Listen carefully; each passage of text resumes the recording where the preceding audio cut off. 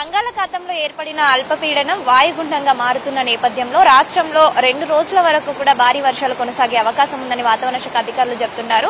హైదరాబాద్ నగరంలో నిన్నటి నుంచి ఎడతెరిపి లేకుండా కురుస్తున్న భారీ వర్షాలకు ఇటు హుస్సేన్ సాగర్ కానివ్వండి, అటు రెండు జంట జలాశయాలు రెండు కూడా నిండుకుండను తలపిస్తున్నాయి. ఒకవైపు జంట జలాశయాలు, మరోవైపు హుస్సేన్ సాగర్ నిండుకుండలా తలపిస్తున్నందుకు ఆనందం ఉన్నా, మరోవైపు అధికారులు అయితే లోతట్టు ప్రాంతాల ప్రజలను అయితే అప్రమత్తం చేయడం జరిగింది. ప్రస్తుతం మనం హుస్సేన్ సాగర్ తూమ్ల దగ్గర ఉన్నాము. హుస్సేన్ సాగర్ కున్న ఫుల్ ట్యాంక్ లెవెల్ దాటి ప్రమాదకర స్థాయికి చేరిపోయిందని చెప్పుకోవచ్చు. దీంతో తూమ్ల నుంచి అయితే అధికారులు వాటర్ అంతా కూడా వరదనంతా కూడా విడుదల చేయడం జరుగుతుంది.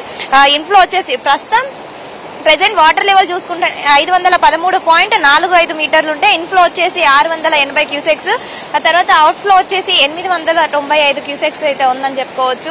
భారీగా వరద నీరు వస్తుంది. అంతేకాకుండా హుస్సేన్ సాగర్ పరివాహక ప్రాంతాలలో ఉన్న లోతట్టు ప్రాంతాల ప్రజలను అయితే అధికారులు అప్రమత్తం చేశారు. ఇప్పటికే హైదరాబాద్ నగరంలో హై అలర్ట్ కొనసాగుతుందని చెప్పుకోవచ్చు. అంతేకాకుండా మూసీ నది పరివాహక ప్రాంతాలలో ఉన్న లోతట్టు ప్రాంతాల ప్రజలను కూడా అధికారులు అప్రమత్తం చేయడం జరిగింది. మొత్తంగా చూసుకున్నట్లయితే ఒకవేళ వరద ఉధృతి పెరిగి మరో 2 రోజుల వరకు కూడా వర్షాలు కొనసాగే అవకాశం ఉంది కాబట్టి అందులోనూ ఈ రోజు మధ్యాహ్నం నుంచి భారీ వర్షం కొనసాగే అవకాశం ఉంది.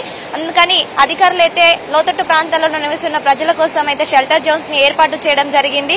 ఒకవేళ వారిని ఆ షెల్టర్ జోన్స్ కి తరలించి, అంటే వరద ఉధృతి పెరిగి ప్రమాదకర స్థాయికి చేరినప్పుడు వారిని షెల్టర్ జోన్స్ కి పంపిస్తామన్నట్టుగా అధికారులు చెప్పడం జరిగింది. మొత్తంగా హైదరాబాద్ నగరంలో మరో 2 రోజుల వరకు కూడా రాష్ట్ర వ్యాప్తంగా 2 రోజుల వరకు కొనసాగే అవకాశం ఉంది. అలాగే హైదరాబాద్ నగరంలో కూడా భారీ నుంచి అతి భారీ వర్షాలు కురిసే అవకాశం ఉంది. అంతేగా మొత్తంగా కూడా హుస్సేన్ సాగర్ వరద ఉధృతి పెరిగిందని చెప్పుకోవచ్చు. ఇప్పటికే వరద FTL లెవెల్ దాటి మరి ప్రమాదకర స్థాయికి చేరిందని చెప్పుకోవచ్చు. అంతేకాకుండా మొత్తంగా నగర వ్యాప్తంగా కూడా ఎక్కడికక్కడ అధికారులు అయితే హై అలర్ట్ జారీ చేయడం జరిగింది.